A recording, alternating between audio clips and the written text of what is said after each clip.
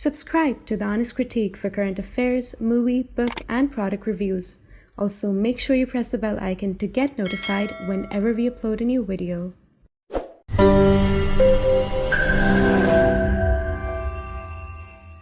The views, information, or opinions expressed during the video series are solely those of the individuals and do not necessarily represent those of The Honest Critique and its employees. The following video contains strong language which may be offensive to some viewers. Viewer discretion advised. Hello and welcome. This is Ratndeep Chakraborty and you're listening to Talking National Security on Honest Critique. Though India officially recognized Israel in 1950, the two countries established full diplomatic ties only on January 29, 1992. As of December 2020, India is among 164 United Nations member states to have diplomatic ties with Israel. This coming January, we'll be completing 30 years of diplomatic relation with the country, and I think it's the right time for us to look at some of the key highlights of this relationship.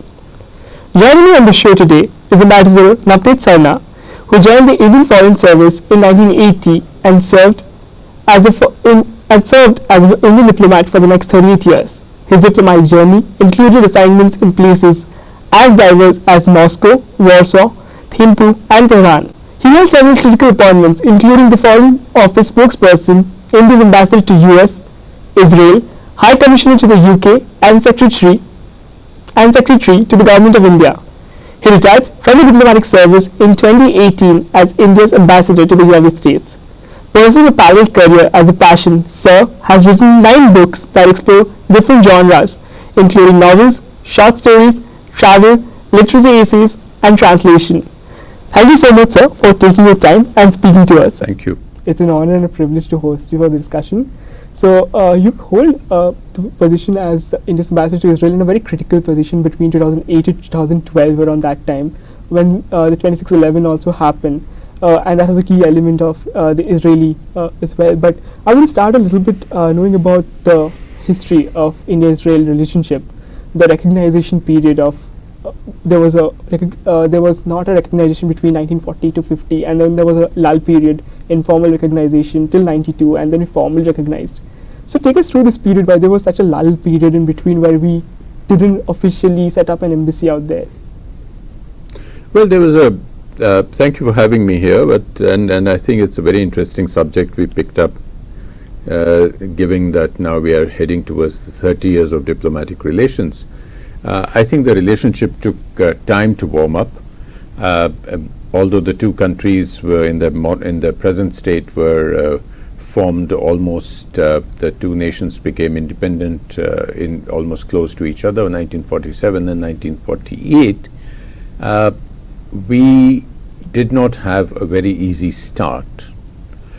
India was not in favor of the partition of Palestine as proposed in the plan, the UN plan, and they were more in favor of a federated state between the two, or between the Palestinian state and the Israelis.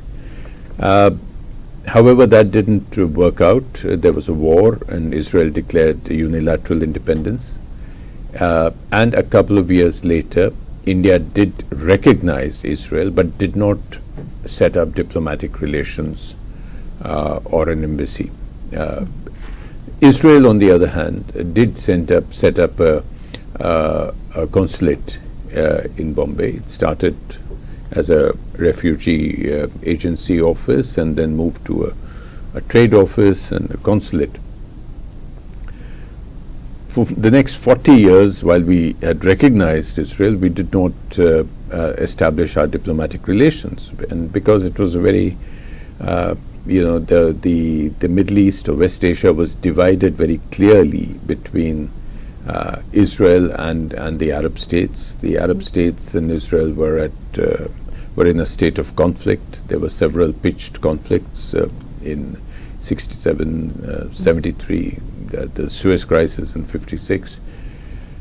And India's compulsions in terms of foreign policy were that we did need the support of the Arab states, and we were not in a position to move towards Israel. There was also a perception that given the fact that we had a very large domestic Muslim population, we would be going counter to their wishes and to their aspirations if we did not fully support the Palestinian cause. So these were at least two of the major reasons why we did not establish relations. Moving a little bit towards the cooperation we have with Israel, and one of them is the defense cooperation. And even before we officially set up diplomatic ties, Israel helped India by giving arms and ammunitions. So why did we take that option of actually procuring arms from Israel when we didn't have a diplomatic setup, and why did Israel that time choose to give India? Well, that's the way the world of diplomacy works. It's not always black and white.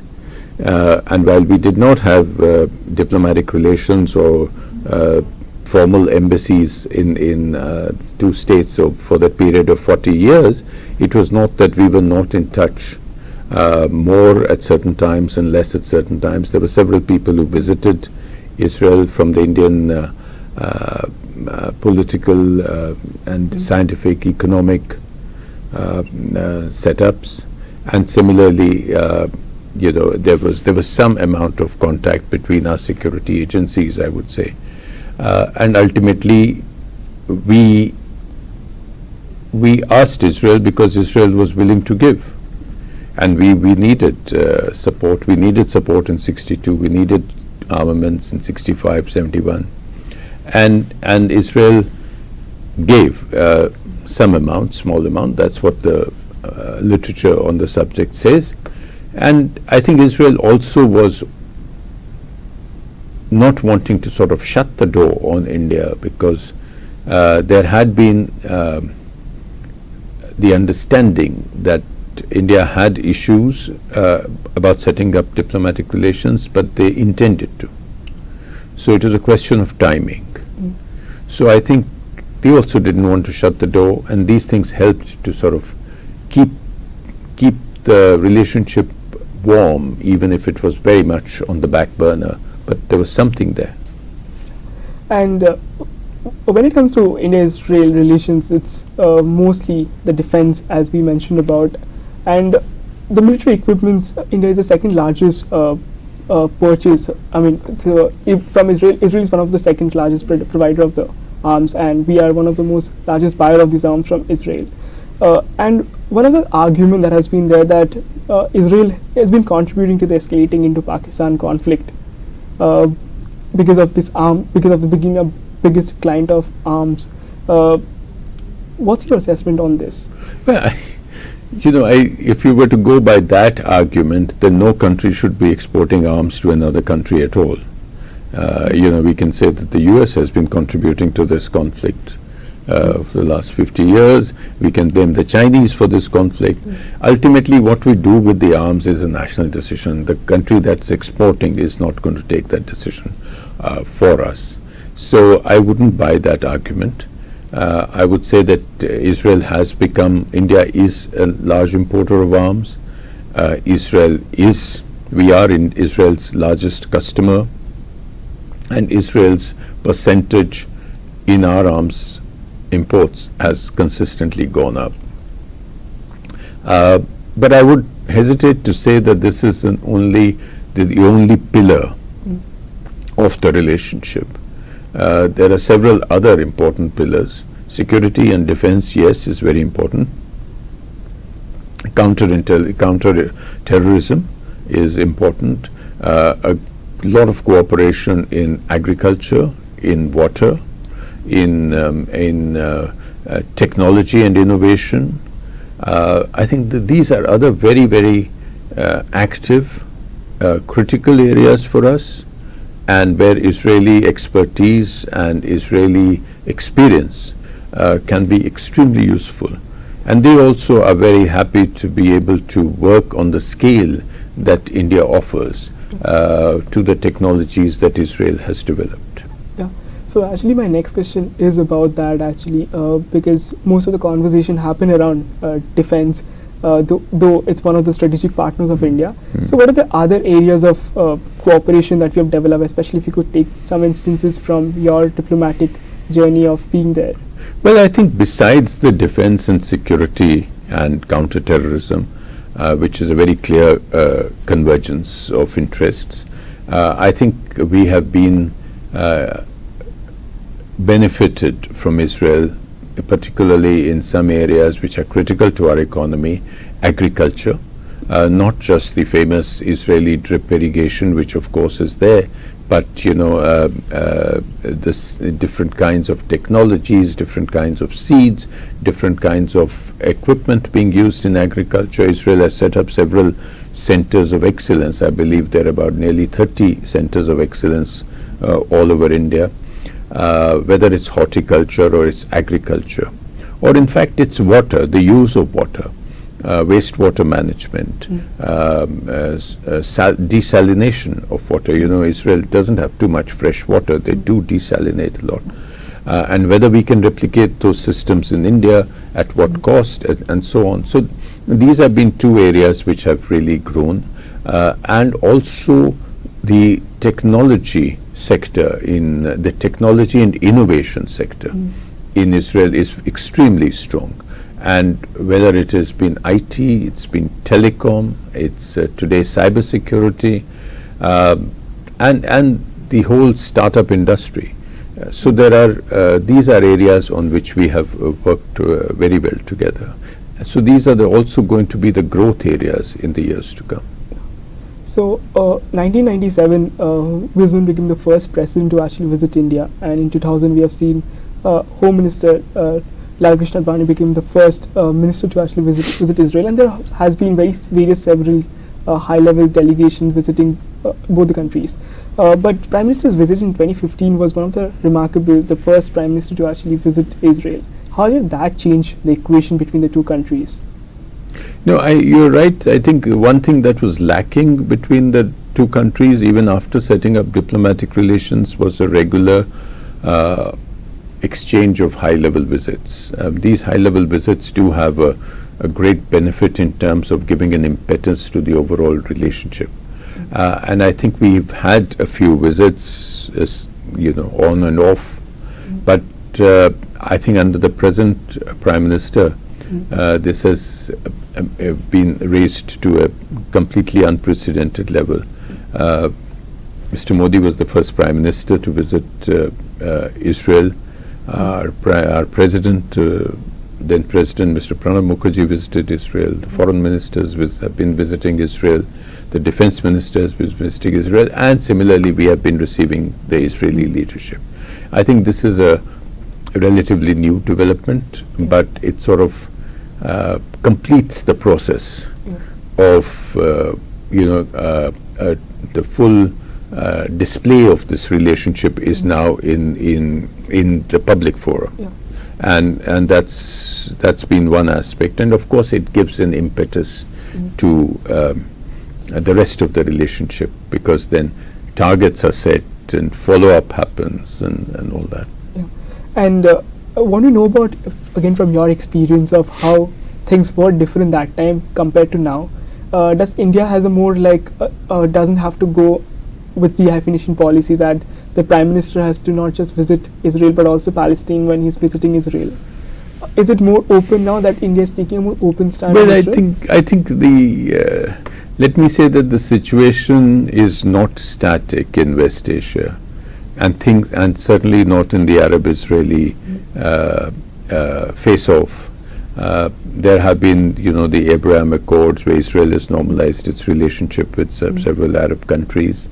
The Israel-Palestinian issue is also, it's very much there, but it's not in a situation where it is coming in the way of a lot of other interaction happening.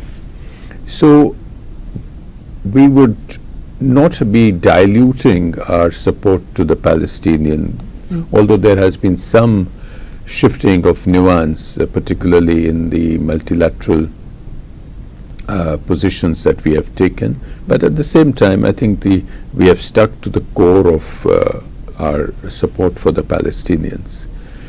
So I think now we have moved to a stage where it's not necessary that if you go to one country, you must also go to Ramallah, and if you go to Israel, you must also visit the Palestinian Authority.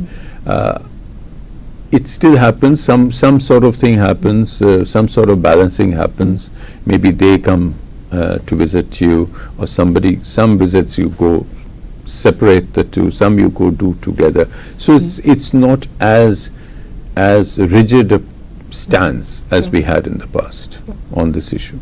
And taking that from there, actually, a lot of critics have mentioned this, that the relationship that exists between the two countries are more ideological at the point of time than pragmatic.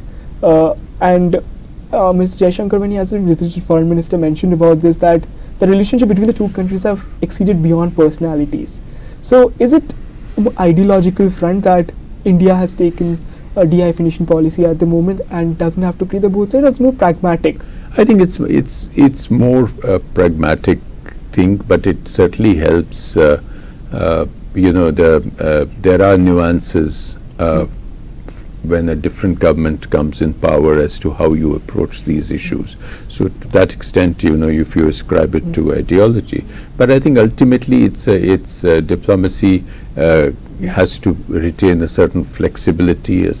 There's a combination of the pragmatic with a combination of the positions that you have strongly and long held. So this somewhere the balance has to be found between all this.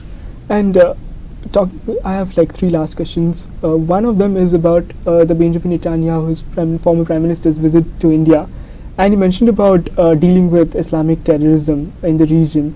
And a lot of people have mentioned about how India's policy towards counterterrorism has been slightly inspired from the Israeli model, especially with the surgical strikes.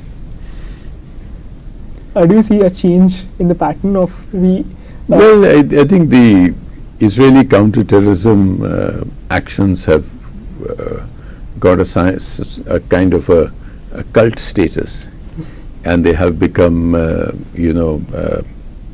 a subject of a lot of admiration, films, books, and so on. So it's quite possible that some sort of inspiration has been taken out of that. But ultimately, the situations cannot be replicated across the world. This is our separate theater. We have our separate concerns. We can always learn from each other, but every particular concern and particular situation is different. Yeah, and talking about Foreign Minister's visit actually recently to Israel, and there was three main things that has happened. One of them was actually they're talking about the free trade agreement with the two countries, recognition of the vaccines, and Israel joining the India-led International Solar Alliance. But do you sense there's a larger message that Mr. Jaishankar's visit sent to the Israelis rather than these three elements? Or if you could talk a little bit about the significance of the visit. Well, I think it was one in a chain of visits. It's an important visit. Foreign minister visits another country is always an important visit, and I think it has given us an occasion to sort of carry forward a lot of the programs that the Prime Minister's visit had put into place. And I think you rightly mentioned that the FTA is a very important area which needs to be followed up. I believe this has given an impetus to the FTA negotiations, and these could be completed as early as next year, is what we read. And it's good that we have, combining our solar energy capabilities, because Israel again is a leader in these technologies, and that's an extremely important area to help. Plus, of course, during the foreign minister's visit, you had the sort of what is being called the new Quad. Yeah. So it did have another dimension which was beyond the bilateral. So you had India, UAE, US, and Israel meeting for the first time. So let's see how that gets followed up. Yeah. So 26/11, want to talk about that a little bit. You were there in Israel, and recently when Benjamin Netanyahu visited, he came with Moshe, one of the church. That time he was a child who was saved by his nanny. So tell us about that significant moment when he also mentioned that he wants to visit to Mumbai again, and about your experience of working as ambassador at that time when the 26/11 happened? Well, I think it was a very sad, tragic time that the Mumbai terror attacks, and besides, of course, the huge loss of life that we saw at the Taj Hotel, there was also the attack on the Chabad house in Mumbai, and there the Jewish rabbi and his wife and some others who were in there at the time were killed, and the little child was saved by the Indian nanny. I think it was a time when the cooperation between India and Israel on counterterrorism really came to the fore, and we shared their pain in different ways. I happened to be there. I was present at the airport to receive the bodies of the rabbi and his wife and the other victims from Chabad house, and also attended the funeral that was held in Chabad village the next day. And I think there was a understanding that India and Israel have to stand together against the forces of terror. And of course there was a lot of follow-up which had to be done to ensure that the bodies were flown back, and in all the proper thing, following all the not just the security aspects but also the religious aspects which the Orthodox Jews followed. So it was a time of tremendous focus on this issue, open-hearted cooperation between the two countries, and it was a sad time when you saw the little child coming there. And you also has mentioned about this in I think I read about in your website as well, about even Prime Minister actually, when he visited, Prime Minister Modi visited the Indian Jewish community as well in Israel. So how is that a relationship? Because Indian Jewish community is one of those communities which doesn't have had a bad experience in India. How that adds to the cultural ties we share between India and Israel? That's an important aspect, because there is a decent number of the Jewish community. I would believe 70 to 80,000 Indian Jews who moved to Israel, but they did not move out of discrimination or a feeling of anti-Semitism. So they have kept their love for India very much alive. And that can't be said about too many people in Israel. Most people have come there with a sense of persecution behind them. So that gives us, the anti-Semitism is not something which India can be accused of. So the two cultures are open towards each other. They are positive. You see it in the lot of people from Israel who travel to India. Some Indians also go and work there, particularly as caregivers for Israeli older people. So I think these are sort of things which add to the people-to-people relationship between the two countries. Yeah. So my last question is actually one memory of yours in Israel that you cherish, and what do you see actually the India-Israeli relationship? What are the other areas we can actually collaborate with them, cooperate with them, especially now since you mentioned about the Abrahamic Accords, that our options are more open right now to engage with them? Well, Israel for me is full of beautiful, memorable memories. So it's difficult to pick one, but I could, I suppose. One is the whole discovery of the mysteries and the background and the history of the old city of Jerusalem, and in particular the Indian hospice there, which has been there since the time of Sheikh Farid. We visited from Punjab to the old Jerusalem, with Jerusalem being a very important center of pilgrimage for the Muslims on the way to the Hajj or on the way back. And then I was fortunate to become very good friends with that family, and we managed to help them to repair the rest of the hospice and also discover its entire history and really put it on the map. And I'm fortunate to write a book about that. So I think that was some of my a very important memory. Besides that, of course, the memory of making so many friends in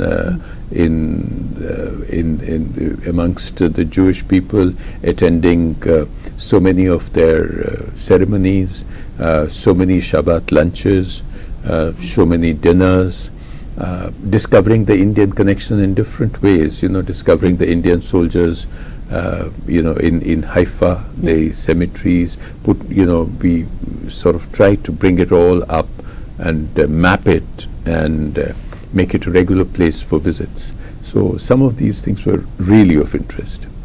And where do you see India's cooperation in the future? That's what my last Well, question. I think it's a very important relationship. It's growing. I don't think there are any sort of limits anymore on the relationship.